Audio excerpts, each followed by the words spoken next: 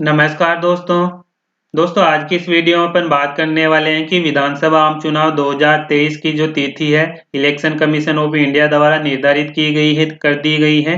इसके साथ ही जो आम चुनाव 2023 है इसमें जो द्वितीय मतदान अधिकारी के कर्तव्य के बारे में अपन आज की इस वीडियो में बात करेंगे। यानी कि जो पोलिंग ऑफिसर सेकंड है उनके मतदान दल के क्या क्या कर्तव्य हैं उन्हीं के बारे में आपको बताऊंगा। और साथ ही जो मतदान अधिकारी प्रथम है उसके लिए मैंने ऑलरेडी वीडियो बना दिया है, वो वीडियो आप देख लीजिए। अब देख रहे हैं द्वितीय मतदान अधिकारी के क्या क्या यहाँ पे कर्तव्य हैं। तो यहाँ पे देखते हैं कि अपन द्वितीय मतदान अधिकारी अमिट शाही का बार साधक होता है। यानी कि जो चुनाव के समय बाएं हाथ की तर्जनी पे अमिट शाही लगाई जाएगी, उसका जो बार साधक है द्वितीय मतदान अधिकारी होगा, पोलिंग ऑफिसर सेकंड होगा। यह प्रथम मतदान अधिकारी के पास बैठेगा। यानी कि जो द्वितीय मतदान अधिकारी है प्रथम मतदान अधिकारी के पास बैठेगा तथा इसके पास मतदाता सूची की दूसरी प्रति होगी। जो द्वितीय मतदान अधिकारी है उसके पास मतदाता सूची की दूसरी प्रति होगी। एक सूची तो आपके जो प्रथम मतदान अधिकारी है उसके पास होगी और द्वितीय सूची होगी आपके पास द्वितीय मतदान अधिकारी के पास। इसके साथ देख रहे हैं कि इसके पास यानी कि जो पीओ सेकंड है उसके पास मतदाता रजिस्टर है, मतदाता पर्ची होगी। जो आपका मतदाता रजिस्टर है वो आपके पास द्वितीय मतदान अधिकारी के पास होगा। वो आपको बताऊंगा कि किस तरह का मतदाता रजिस्टर होगा।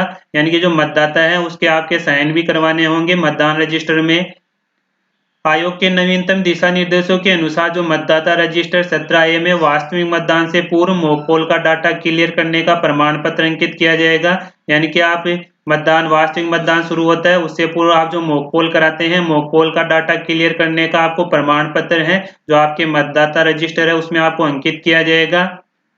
अब यहाँ पे देख रहे हैं कि जैसे ही मतदाता इस मतदान अधिकारी पास आएगा, यानी कि मतदाता है जो मतदान अधिकारी प्रथम के पास से होता हुआ द्वितीय मतदान अधिकारी के पास आएगा, तो वह मतदाता के बाएं हाथ की तर्जनी का निरीक्षण करेगा। यानी कि द्वितीय मतदान अधिकारी है जो मतदाता के बाएं हाथ की तर्जनी का निरीक्षण करेगा कि इस पे कोई अमिट शाही का चिन्ह पहले से तो नहीं लगा हुआ है, ये कन्फर्म करेगा द्वितीय मतदान अधिकारी। इसके बाद देख रहे हैं कि मतदाता की बाई तर्जनी के नाखून एवं चमड़ी के रीढ़ युग्मर अमिट शाही का निशान लगाएगा। जो द्वितीय मतदान अधिकारी है मतदाता की बाई तर्जनी के नाखून से एवं चमड़ी तक के अमिट शाही का निशान लगाएगा। यदि मतदाता की बाई तर्जनी नहीं है, यानी कि जो मतदाता मतदान देने आता है उसकी बाई तर्जनी नहीं है, तो अमिट शाही बाएं हाथ की क्रमागत उंगली पर लगाई जाएगी। यानी कि बाएं के बाद जो अगली उंगली आएगी उस पर लगाई जाएगी। यदि बाएं हाथ में कोई भी उंगली नहीं है, यानी कि बाएं हाथ में मतदाता के कोई भी उंगली नहीं है, तो इस स्थिति में आपको अमिट शाही मतदाता के दाएं हाथ की तर्जनी पे लगाई जाएगी। यदि मतदाता के दाएं हाथ में भी तर्जनी नहीं है तो अमिट शाही दाएं हाथ की क्रमागत उंगली पर लगाई जाएगी।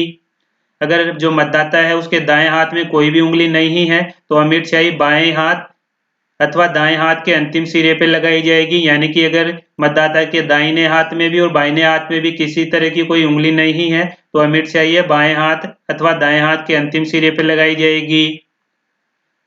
और जो आपके जो अमिट शाही लगाएगी वो किस तरह लगाई जाएगी आप यहाँ पे देख रहे हैं, यहाँ पे देख सकते हैं। पहले तो इस तरह की लगाई जाती थी, लेकिन अब नवीनतम दिशा निर्देशों के अनुसार आपको जो अमिट शाही है बाएं हाथ की तर्जनी पे इस तरह लगानी है। अमिट शाही के प्रयोग के संबंध में जो नवीनतम दिशा निर्देश है प्रावधान है, अमिट शाही बाएं तर्जनी के नाखून के आखिरी सिरे से, यानी कि नाखून के आखिरी सिरे से प्रथम जोड़ के नीचे तक लगाई जाएगी। यानी कि जो अमिट शाही लगाई जाएगी वो आपके नाखून के नीचे वाले सिरे से आपका जो प्रथम छोर आता है उंगली का वहां तक लगाई जाएगी। नीचे तक आपको प्रदत्त ब्रश की सहायता से मतदाता की उंगली पर लगाई जाएगी, जैसा कि आपको यहाँ पे चित्र में दर्शाया गया है। इस तरह आपको जो मतदान अधिकारी द्वितीय है उसको इस तरह अमिट शाही लगानी है मतदाता के। इसके बाद देख रहे हैं कि अमिट शाही लगाने के बाद मतदाताओं के जो रजिस्टर 17K है, 17K के कॉलम 2 में आपका मतदाता की निर्वाचक नामावली का क्रमांक लिखेगा तथा कॉलम 4 मतदाता के हस्ताक्षर अंगूठा निशानी लेगा। यानी कि जो मतदान अधिकारी द्वितीय है जो रजिस्टर है 17K में, उसके कॉलम 2 में तो मतदाता की निर्वाचक नामावली का क्रमांक लिखेगा। इसके बाद जो कॉलम 4 है उसमें जो मतदान देने आएगा उस मतदाता के हस्ताक्षर तथा अंगूठानी की निशानी लेनी होगी। इसके बाद मतदाता मतदान हेतु मतदाता पहचान पत्र से मतदान करता है तो मतदाता रजिस्टर 17K में कॉलम ई में 3 में जो ईपी करे अंकित करेगा। यानी कि अगर कोई मतदाता मतदान देने आता है और साथ में मतदान पहचान पत्र लाता है, यानी कि वोटर आईडी लाता है, तो जो मतदाता रजिस्टर 17K है उसमें द्वितीय मतदान अधिकारी द्वारा जो कॉलम 3 है उसमें ईपी अंकित करेगा। अभी आपको मतदाता रजिस्टर का प्रारूप भी यहाँ पे दिखाऊंगा।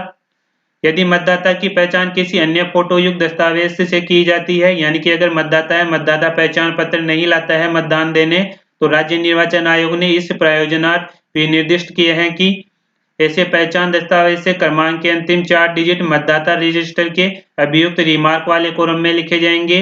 यानी कि अगर मतदाता पहचान पत्र लाता है तो आपको कॉलम 3 में ईपी अंकित करना है। अगर मतदाता पहचान पत्र नहीं लाता है, अन्य संबंधित जो दस्तावेज है यानी कि चुनाव आयोग द्वारा निर्धारित किए गए हैं, तो अन्य दस्तावेज लाता है ईपी कार्ड के अलावा, तो यहाँ पे जो आपका रिमार्क वाला कॉलम है उसमें द्वितीय मतदान अधिकारी द्वारा जो अन्य संबंधित दस्तावेज लाता है उसके यहाँ पे आपको अंतिम 4 डिजिट यहाँ पे अंकित करने हैं। इसके बाद मतदाता के हस्ताक्षर का आशय मतदाता का नाम व उपनाम है, केवल निशान नहीं है। और कॉलम आपको जो है हस्ताक्षर वाला उसमें आपको हस्ताक्षर या अंगूठा निशानी लेनी है। यदि मतदाता अपना अंगूठा लगाता है तो मतदाता के बाएं हाथ का अंगूठा लगवाएं, यानी कि कोई मतदाता यहाँ पे हस्ताक्षर नहीं करता है, अंगूठा निशानी लगवाता है, तो आपको द्वितीय मतदान अधिकारी को यहाँ पे है अंगूठा यानी कि बाएं हाथ के अंगूठे का निशान लगवाना है।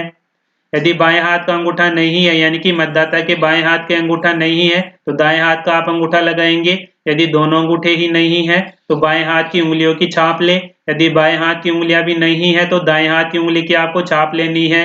यदि दोनों हाथ की उंगली नहीं है तो मतदाता के साथ जो साथी आएगा उसके आपको हस्ताक्षर या अंगूठा निशानी लेनी है।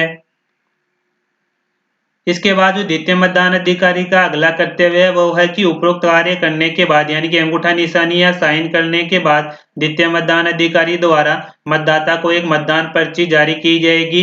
यानी कि अंगूठा निशानी या हस्ताक्षर करने के बाद और अमिट स्याही लगाने के बाद द्वितीय मतदान अधिकारी द्वारा मतदाता को एक मतदाता पर्ची जारी की जाएगी, जिसमें जो मतदान अधिकारी द्वितीय है वह 17 के रजिस्टर की क्रम संख्या लिखेगा तथा मतदाता की निर्वाचक नामावली की क्रम संख्या लिखेगा और अपने लघु हस्ताक्षर अंकित करके जो मतदान करता है उसको यहाँ पे वो पर्ची दी जाएगी।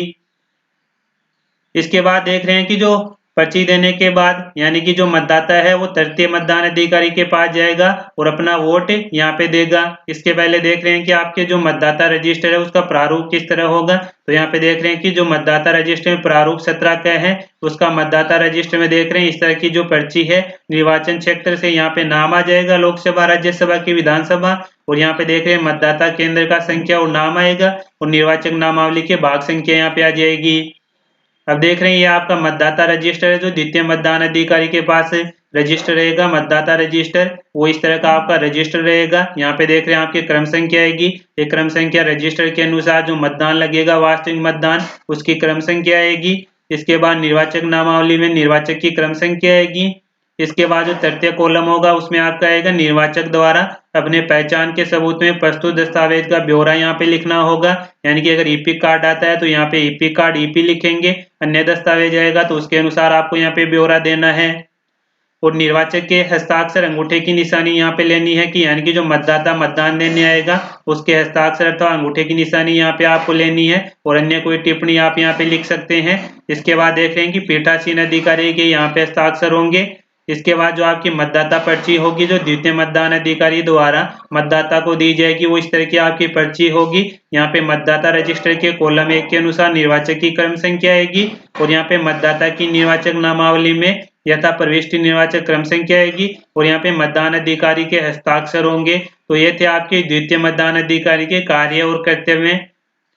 इसके बाद जो आपके तो तृतीय मतदान अधिकारी के कार्य होंगे उसके लिए आपको अलग से वीडियो मिल जाएगा। तो द्वितीय मतदान अधिकारी के मैंने आपको कर्तव्य बता दी है। इसके संबंध में आपको कोई विरोधाभास हो तो इलेक्शन कमीशन ऑफ इंडिया के संबंधित विभागीय आदेश हैं उनको ही आप सही माने, सुनिश्चित माने। तो दोस्तों आज की इस वीडियो में यही अपडेट थी। फिर मिलते हैं नई वीडियो के साथ, तब तक के लिए जय हिंद जय भारत।